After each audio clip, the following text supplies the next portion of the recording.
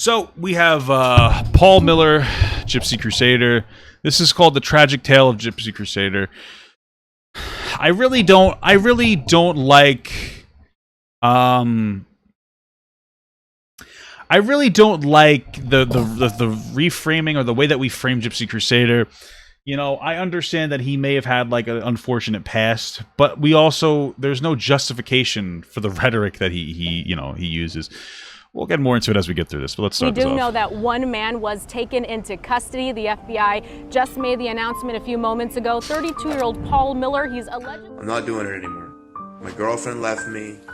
My family is harassed every day. Well, the reason your girlfriend left you is because you're a loser. You're an asshole. Paul Miller's gone silent on the internet since his arrest a week ago. People think I like this? Do you think I like it? I wish we didn't have to do this. 32-year-old... But this is the thing, is like, so he was doxxed and whatnot, and I understand that could definitely upset people, and I can understand why that might push people to be more conservative, but him saying, you think I like having to do this, he goes on Omegle and calls black people the N-word. You don't have to do that. You can be more conservative. You can be pushed away from progressive ideologies without being racist.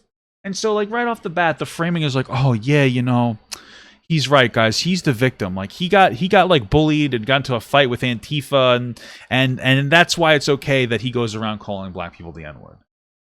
Paul Miller spent the night in the Broward County Jail this morning. He was brought here to the federal courthouse in Fort Lauderdale. My life was destroyed from just trying to be a normal journalist. Also, like, and listen, he doesn't deserve to have his life destroyed.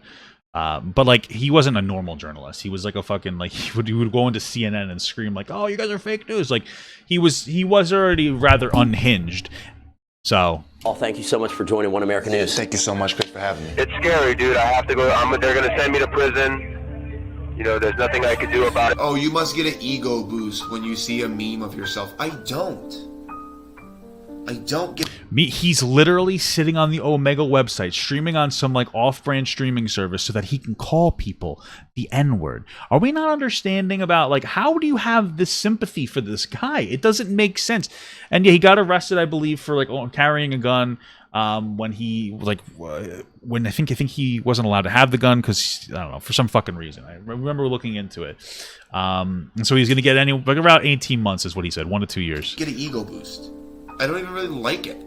It's weird. There's two potential reasons for why an individual might wake up one day with the overwhelming desire to publicly display themselves as the Joker on the internet. They could either be a lighthearted this fucking idiot's already downplaying it. prankster looking to give someone a laugh in exchange for a video reaction, or alternatively, they could be a deeply tormented individual looking for an outlet to spread a message of misery. You might That's a weird way to frame being racist and homophobic. This guy's a moron. have seen his painted face pop up in your recommended before. After subsequently thinking, who the hell is this dude? You searched his name but found nothing more than a few low quality videos recorded from an unknown period in the past. There's a reason for this. On the 2nd of March 2021, former YouTuber Gypsy Crusader was arrested at his Fort Lauderdale home and is now facing over 30 years in... No, he's not. Dude, this guy's a liar. Dude, this guy is a liar. I'm going to tell you why. He played the clip before, like the shoddy clip from Gypsy Crusader talking from prison. I saw it before, right here. He played this clip. I watched this whole video, and Paul was sitting here. The Gypsy Crusader was like, yeah, they're saying 1 to 2 years is what I'm going to get. So this guy is running a fucking misinformation campaign, this SunnyV2 guy, to make Gypsy Crusader look as good as possible by saying, oh, he's going to get 30 years. Like, he was like illegally possessed like a firearm. So he's going to get time in jail, 1 to 2 years. And you showing this means you watched the video. So you're lying to people about this video. This guy's insane. Like, you want to be like, yeah, I feel bad for Paul Miller for getting radicalized. Okay, fine. But dude, there's no justification for being incredibly bigoted to people on Omegle, and you're lying about like what happened and the way that he's getting punished. Facing over 30 years in prison. The reason we say former YouTuber was because leading up to his arrest, he had been banned from almost every social media platform you can imagine. Yeah, most people don't want the N-word on their platform.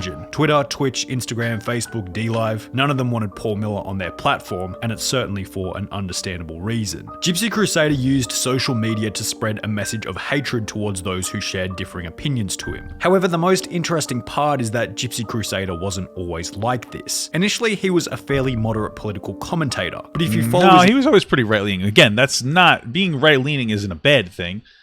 Like, it's okay. But again, like, you're justifying, you're just justifying the fucking shitty things he did. Yeah, he did some bad things, but he used to be cool. Life over a period of approximately 3 years, you can remarkably observe his life steadily descending into madness one step at a time. What was it that drove Gypsy Crusader to become the person he eventually ended up becoming? Shitty moral values. I was a journalist, and I used to go to all kinds of rallies and protests and things like that, and I recovered. I was independent. I was trying to make my way as a journalist. That's what I wanted to do. Before he would come to be known as Gypsy Crusader, people simply knew him as Paul Miller, an unassuming individual from the state of New York. Between 2008 and 2018, Of course he's from New York. he had been a professional Muay Thai fighter, trainer, and coach. Before all this, before journalism, I was just a martial artist. That's it. So why didn't you just do martial arts and journalism at the same time? I was just a regular little martial artist. I wanted to fight. I wanted to train people. Paul had been extremely successful in this domain, peaking at the US National Kickboxing Champion in 2013 and 2014. However, beginning in around 2018 at the age of 30, Paul Miller decided he wanted to venture into the world of politics and journalism. So 6 years after he was a very promising fighter, he decided to change. Okay, so like, it's a little bit of a weird time gap. We're acting like he was robbed of his opportunity.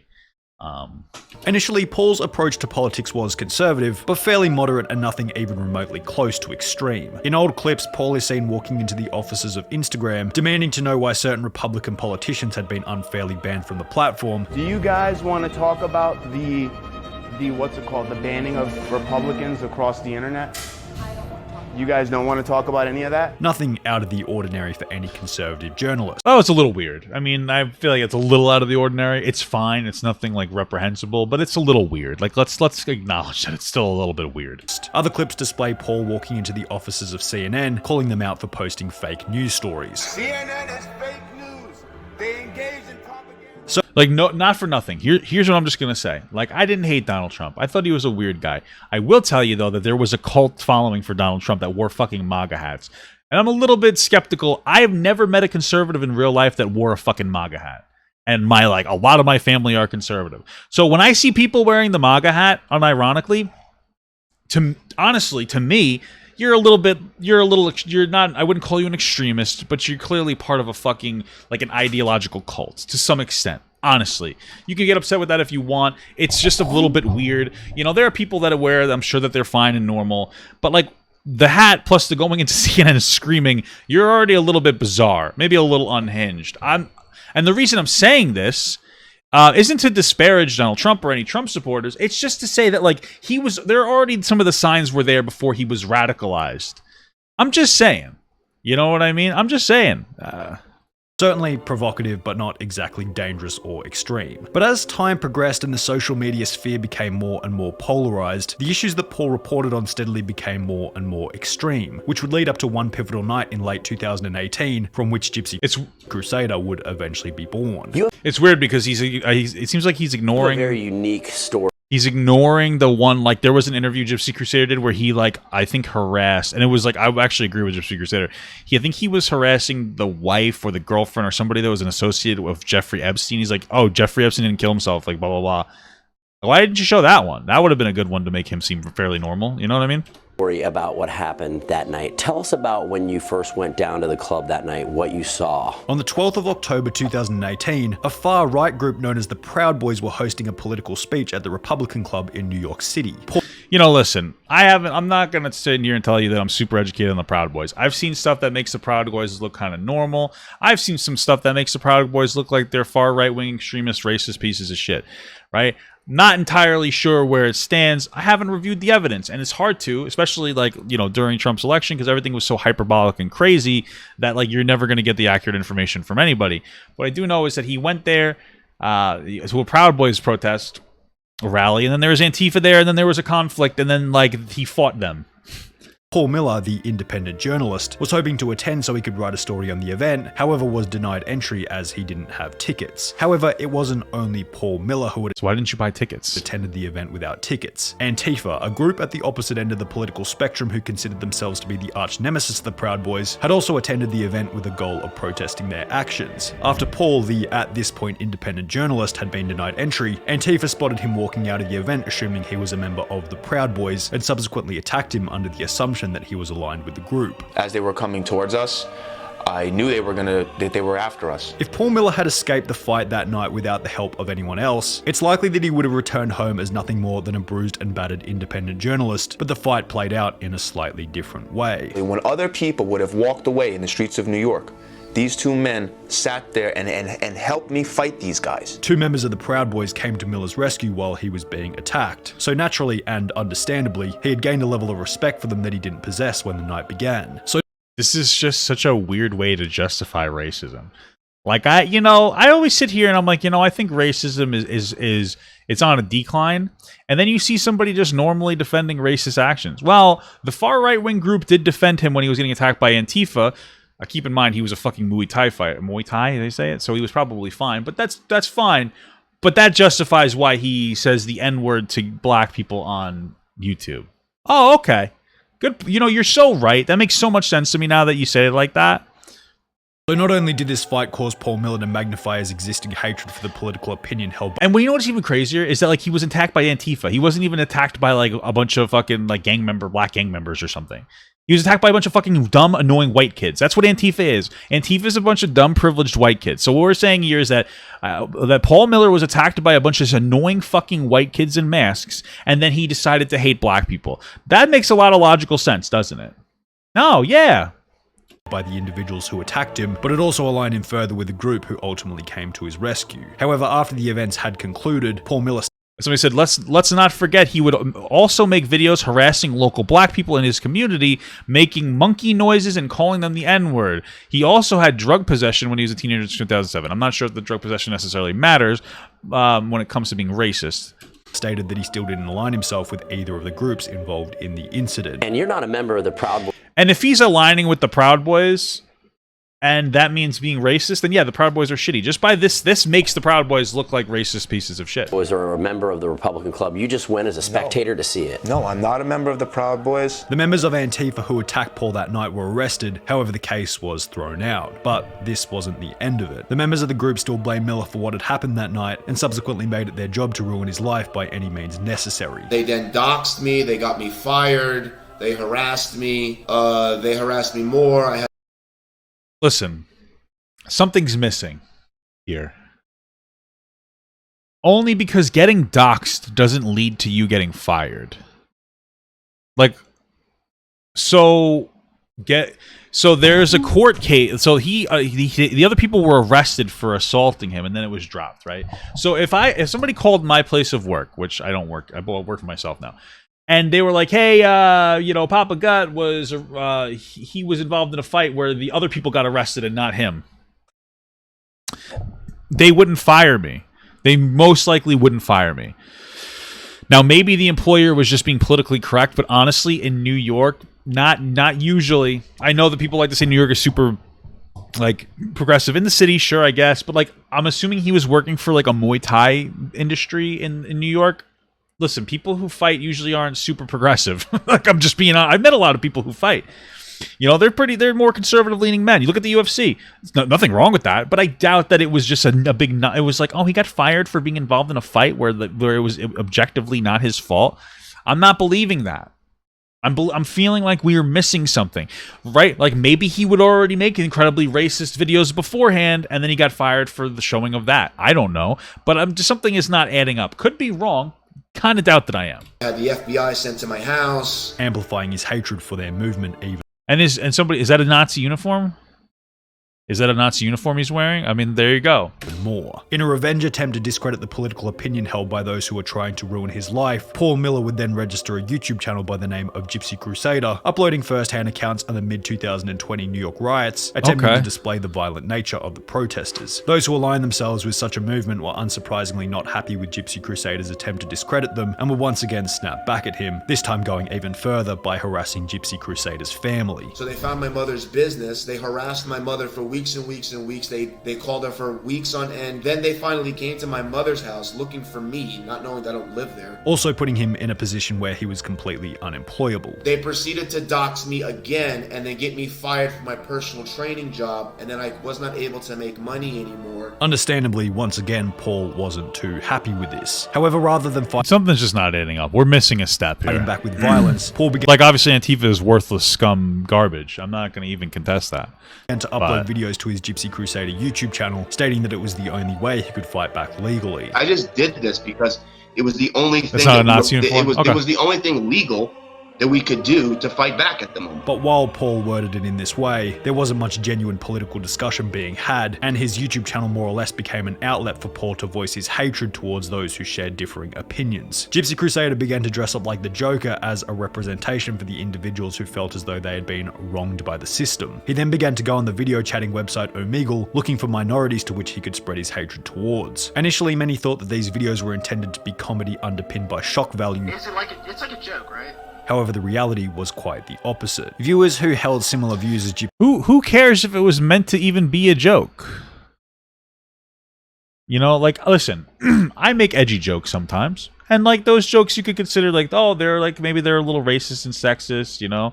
Like an example would be, like, a woman's like, oh, women's rights. I'd be like, yeah, women's left too. Haha, a funny joke, right? A little edgy. This guy would just go on and just call black people the N-word. Like, that's not, like, an edgy, funny joke. You know what I mean? It's not like playful banter. That's nothing. That's not a joke. And even if it is, it's a terrible joke. And he didn't just do it once, he would constantly do it. You know, if I made like a silly joke about how black people are loud in the movie theater or something, it'd be like, Papa, you're being a little bit of a racist asshole, but okay. But that's nothing compared to just calling black people the N-word. There's nothing funny about that. It's just fucking disrespectful. I don't understand.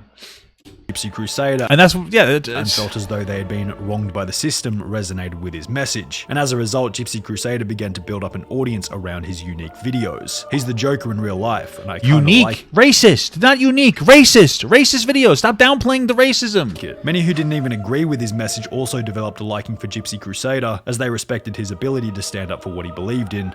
No, what are you talking about? This is incredible. This is fucking ridiculous. This guy's a fan of Gypsy Crusader. This guy's probably kind of a racist kid. He's an edgy, racist little shithead. And he's defending Gypsy Crusader. Like, I don't understand. Like, you can, like, you like Gypsy Crusader, and, like, you're just doing everything but saying, I like the guy a lot. I loved his really you're idolizing the guy. Have an honest conversation. It's deplorable what he did. They simply like the fact that he put in the effort to fully dress up as the Joker while on Omegle, regardless. No, it's 13-year-olds that like it when you say the N-word to black people. It's really not that serious. It's a bunch of fucking losers that like Call of Duty. That's really what it is. Of whatever he was talking about, an ultimate negative as it unfortunately added credibility to his, by this point, extreme views. However, while you're adding credibility to his extreme views, resonated with his message, unsurprisingly, the platforms on which Gypsy Crusader was spreading his message of hatred were not fond of the content, and Paul Miller was slowly banned on every social media platform one by one. It was bigoted. YouTube, then Instagram, Twitter, Twitch, Facebook, pushing him further and further to less well-known streaming sites, ultimately shrinking his audience. By the end of the bannings in succession, only a few small websites such as bitwave.tv and Telegram would continue to let him spread his message. However, the viewership on these I love it. His message. It's just a message. His websites was so small that he was unable to grow. His live streams were garnering a viewership of around 1,000 people per stream, and it seemed as though Paul Miller's extremely short time in the sun was already coming to an end. However, Gypsy Crusader didn't only capture the... Yeah, well, he did say the N-word, but it was kind of cool that he dressed up like the Joker. Like, that's what you're saying. Don't discredit him for the way he dressed nicely. Attention of the social media platforms on which he was terrible. Being banned. He also began to grab the attention of an external entity with far more power than any social media website, the US government and the FBI. The Anti-Defamation League said they approached the feds when Miller became more radical last year. The question regarding Gypsy Crusader's actions was no longer, is this appropriate for social media, but rather become, is this appropriate for society? Gypsy Crusader had already been on the US government's radar after prior charges in 2006, 2007, and 2018, which were going to come in handy if the FBI wanted to put Paul Miller behind bars. The charges from 2006 and 2007 meant Gypsy Crusader was unable to legally carry a firearm. However, in January 2018, Paul was found to be carrying one regardless. He was charged for the offense but hadn't been indicted for it until over 3 years later, when everything done in Gypsy Crusader's past would come back to haunt him. At around 5 AM on Tuesday the 2nd of March 2021, Paul Miller's Fort Lauderdale rental property would be raided by the FBI after he'd been living there for only a month. Flashbangs going off about 6 AM. I went outside to look, there was about 30 cars, people everywhere. The arrest was for the 2018 illegal firearm charge. However, it's hard to believe that this was the only reason, when the arrest seemed to coincide with the simultaneous increase in online notoriety. You know, I don't blame like the FBI for paying attention to white supremacists. You know what I mean? Because that's a bad thing. You know, white supremacists are a bad thing. This is a white supremacist, like, honestly. And you guys know that I'm not like this like fucking little leftist, liberal, little baby boy. Like, that's what they were doing. And they caught him.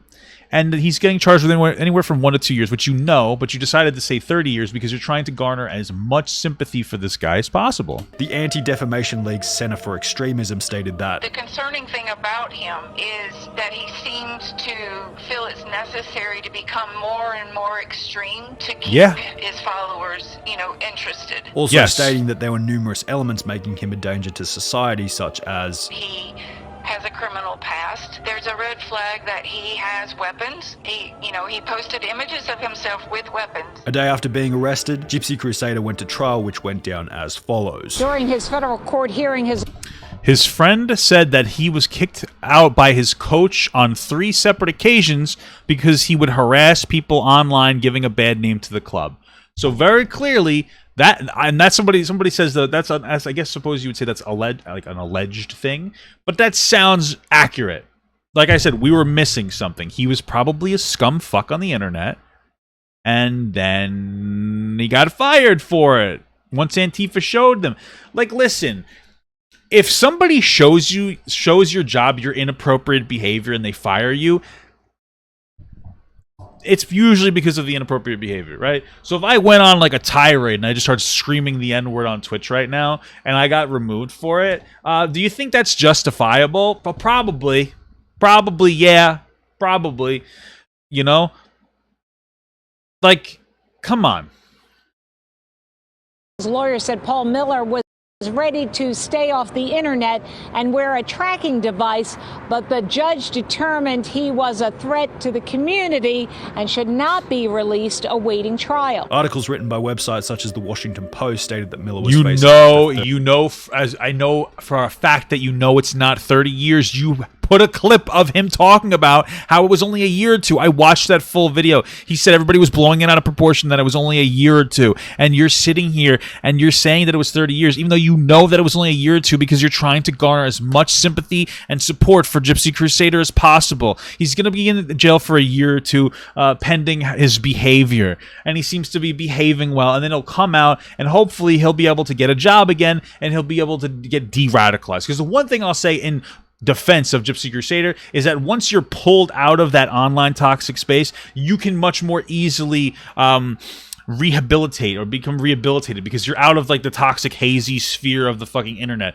which happens to everybody regardless of how extreme it happens. You know, that's what social media does to you. I know that like firsthand, because in social media, once I got banned off of TikTok, it was like a moment of clarity. So I'm sure he can come back and hopefully be less racist and get like a real job. But like, you're running a fucking misinformation campaign to try to make him look as good as possible. You're like, what is wrong with you? And you want to know what? Like, if your whole argument is Paul Miller because of society radicalized him, well, what's your fucking excuse for following somebody that's so radical? It's like so weird that we disconnect that. It's a bunch of dumb fucking edgy kids that like Gypsy Crusader because they think racism is funny. You have no excuse for watching or consuming his content. You want to give him an excuse for being radicalized by society? Fine. What's your excuse for liking him so much? What's your excuse? Were you radicalized by society? Because I'm looking at your account with 408,000 subscribers and you're verified, so you probably do pretty well. And you're sitting here and you're running a fucking misinformation campaign because honestly, by your own logic, you're more of a fucking racist, loser, scumbag asshole than Gypsy Crusader. I don't understand. This video is fucking insane.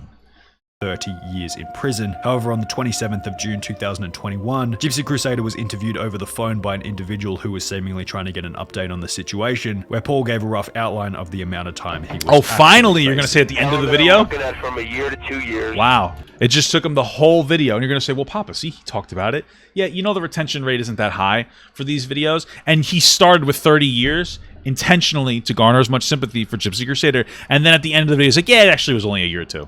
Something in that range. Okay. It's not 10 years, it's not 50 years, it's not 30 years. You would lead with this, but of course it's YouTube. Not anything. We gotta get as much entertainment value, and we have to write our own our own prescription on the situation. He's trying to communicate. This creator of this video is trying to communicate his feelings about Gypsy Crusader first, then facts second, so that by the time you're here, where you're learning the real information, you're already primed up to feel a particular way about Gypsy Crusader. That's what he's doing. That's what he's doing. He's priming you to feel empathetic and sympathetic for Gypsy Crusader, and then he'll throw out the facts in there, so he can be like, "Well, I did show the facts, but you're playing like a manipulative game here." Following this, Paul Miller had another hearing over Zoom, which was bombed, interrupted, and recorded by those who consider themselves enemies of Gypsy Crusader. I doubt that. It was a bunch of people who bombed it saying the N-word. I kind of doubt that enemies of Gypsy Crusader would bomb it by saying the N-word a bunch of times. Honestly. Probably a bunch of his fans who thought it was funny. Maybe I'm wrong. But, you know, logical conclusion. There's a person that I know who's online. His name is Jay Danks, and I just seen him twice pop up on the screen, sir. And he's a streamer. So I assume that people are trying to make a spectacle of me. Yeah, there's an FBI person on the screen right now. FBI is dialed into this call, so we're aware of what's going on. I do see what's going on here. The most interesting part of this hearing is undoubtedly the genuine display of Gypsy Crusader's completely defeated morale. I just don't want to be made into a spectacle, sir, any more than I already have. I mean, like, I'm not trying to be an asshole, but you kind of, you know, you reap what you sow, you know? My family has suffered enough, everyone. I don't want to make anyone suffer anymore. Paul Miller, aka Gypsy Crusader, is due to be sentenced on the 30th of August 2021.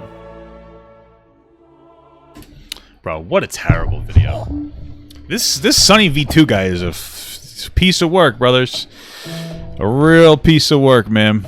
Honestly. I've seen some of his videos before, so I'm not really surprised that, like, he's an absolute and inept moron. But that was pretty bad, bro. That was pretty bad. That was like a radical misinformation campaign. Like, that was crazy. I don't use radical in, like, a political sense. It was just an insane misinformation campaign. But I'm sold, guy. Paul Miller is a really nice guy. Victim of circumstances. You know what's funny is that, like, it's always, like, the conservative kids that are like, guys, Paul Miller's a victim of circumstances. But, like, they don't accept the idea of, like, systemic racism and the plaque that, like, there are people who are oppressed based on, like, you know, certain circumstances. The only difference is the circumstance Paul Miller had was being so racist he got fired. Whereas other people face such strenuous socioeconomic issues that they end up getting put down an incorrect path. Pretty crazy.